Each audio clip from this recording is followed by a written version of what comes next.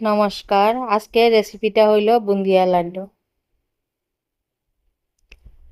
ফার্স্টে আমরা 1 কাপ বেসন ভালো করে চানিয়ে নেব। তারপর 1 চামচ তার মধ্যে রিফাইন্ড তেল যুক্ত করব।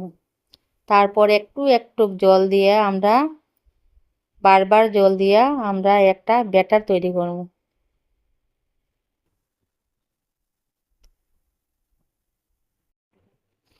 ব্যাটারটা আমরা ভালো করে ফেটবো হালকা না হওয়া পর্যন্ত।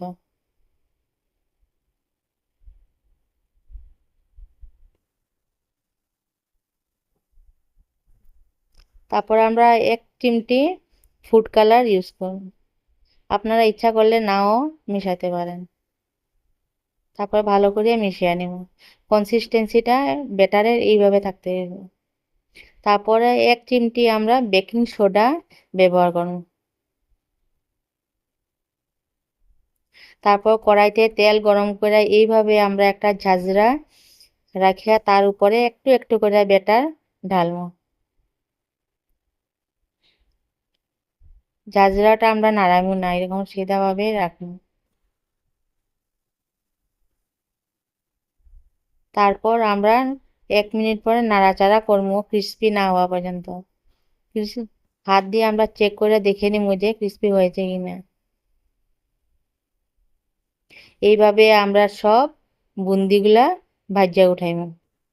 তারপর আরেকটা কড়াইতে সুগার সিরাপের জন্য আমরা 1/2 কাপ চিনি আর 1/2 কাপ জল দিয়ে ভালো করে একটা সিরাপ তৈরি করব।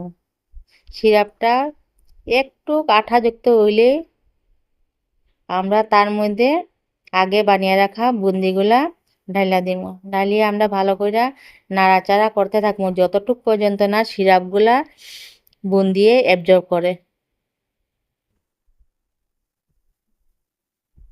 এইভাবে সব সিরাপগুলা বুন্দিয়ে অ্যাবজর্ব করে নিছে। এখন ঠান্ডা হওয়ার পরে আমরা একটু একটু করে হাতে নিয়ে লাড্ডুর শেপ দিয়ে দিব।